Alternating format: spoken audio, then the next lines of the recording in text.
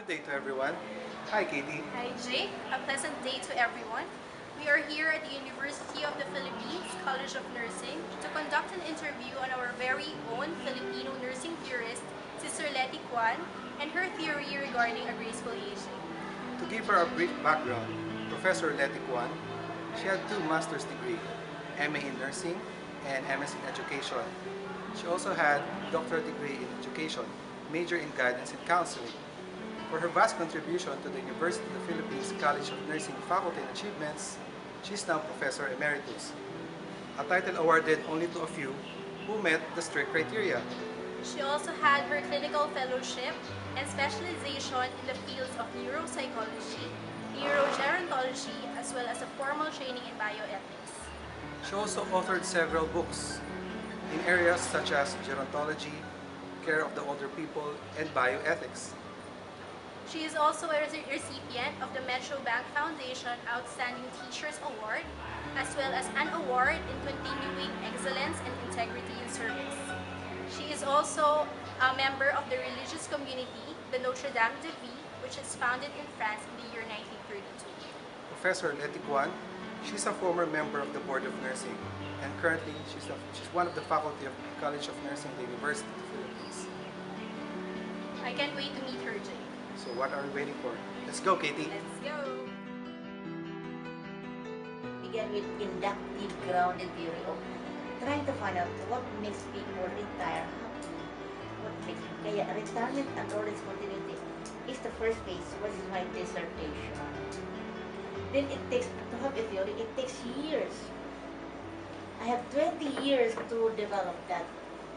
So I have been giving retreats, conferences to all kinds of people, sisters, priests, even bishops, the different associations, the different professionals, nurses, the doctors, the guidance counselor. I'm also a guidance counselor. To make a theory, first you have to induct, we call it inductive all-rounded theory. You have an idea what you would like to find out. Ako, I have always been interested in the old people. Number one, I'm old, and I'd like to see how do old people cope with aging. The aging process is a long process that can lead you to people lonely, people who are bored, people who are crazy sometimes. Now, the theory, the study is retirement and role discontinuity, meaning to say, I wanted to find out how many of the people who retired are happy. How many people who have retired are still functioning? And what makes retirement sad or drastic or painful? Because people who retire normally go down and then they regret and then not very long after namatay. No, diba? Nakita niyo yun? So that was my first. So I studied on the retirees for the insurance on SSS and PSIS. And then I found out variables that make retirement happy. So healthy, your health, may earning income, you have support, you have your hobby, education, your resources. These are the things I look. Where are these coming from? So it means there should be a framework in life. Kaya I made a framework acquisition, goes into struggle, and then legacy. The quality of what you acquire from the very beginning of life, even from the womb of the mother. Studies have shown that the mother is very happy in pregnancy. The child born with a very happy pregnancy is always beautiful looking. Maganda ang ulo, maganda ang utak, maganda ang mukha, everything. Because the mother had been very pleasantly acquiring. It starts from the mother, even when the baby is from the womb. Actually, ang beginning natin, start from the courtship. Kung ang courtship ng tatay nanay maganda, maganda ang marriage. Yung nagmamadalian lang, pag-aaway, hindi divorce. The acquisition of good courtship begins. Our acquisition from there, a good partnership. Kaya when you get married, be sure it is well chosen. first. And it really comes from the spirit, from the heart, not only because of the passion or emotion. And then, our acquisition of happy childhood from the womb of the mother. When the mother had been happy, if the father had given pasalubong to the mother, the child in the womb is also happy.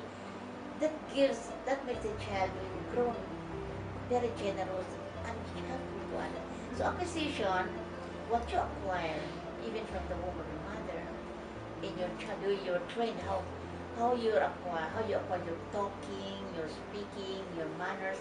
All that comprises acquisition. The kind of acquisition you get, education, kaya it pays to have good school because you acquire those things, the information, will equip you now when trials will come in life troubles, crisis, struggles. Kaya when you are married, you have married problem, but if you had a very good courtship, a very good togetherness, will equip you to hold on because of the memories, the pleasantness of being together. And that leads you to old age, when you'll be happy even in growing old. So when you are there, you get into legacy, kaya acquisition, then you struggle, and then legacy. The three. To get into legacy, you have to form people, like students that you have formed. You have been a very good teacher because you had acquired good training, good education. A good nurse who can give good care, maganda ang training niya. Nag-clinical siya. She went into real field. Di lang yung basta-basta lang. Then, you become a very good person. In old age, it should be a regions of, you have acquired, regions of acquisition, the regions already of the culmination of what you are as a person. Kaya dapat, ang matatanda, magandang tingnan, magandang kausapin, kasi they have plenty of knowledge, wits, and wisdom to share. Pero kung wala ka na-acquire, wala. Mura lang makuha mo. Magagalit lang. Bad habits. Kaya most people who are hoarding, lahat tatago sa bagay ng mga they hold that. Those are not acquired earlier. We have compensation. So, my theory is graceful aging depends a lot on the very happy acquisition you have in childhood. Kaya we have a very happy childhood. In your widowhood, in your midlife, maganda acquisition mo, pero kung you have been successful, you will enter graceful aging.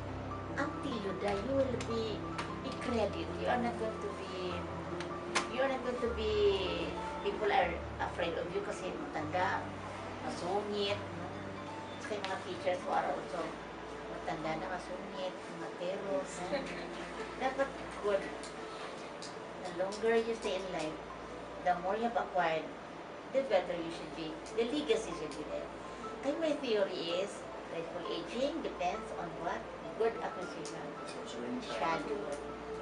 If you have been a very happy, nice childhood, you will have a very nice graceful. What you have acquired in childhood will dictate to be able to survive whatever difficulties you have in life later on, which will lead you to legacy. Your legacy is love.